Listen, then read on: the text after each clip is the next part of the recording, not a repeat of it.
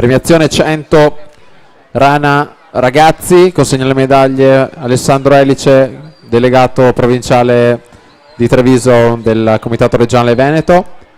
Medaglia di bronzo Francesco Visentini, stile libero 1, 9 e 22.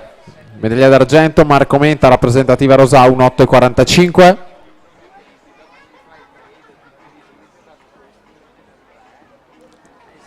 Medaglia d'oro Edoardo Bressan, Sporting Club Verona 1, 7 e 46.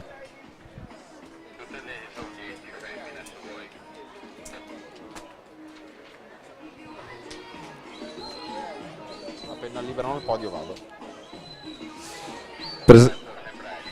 Presentiamo la prima serie.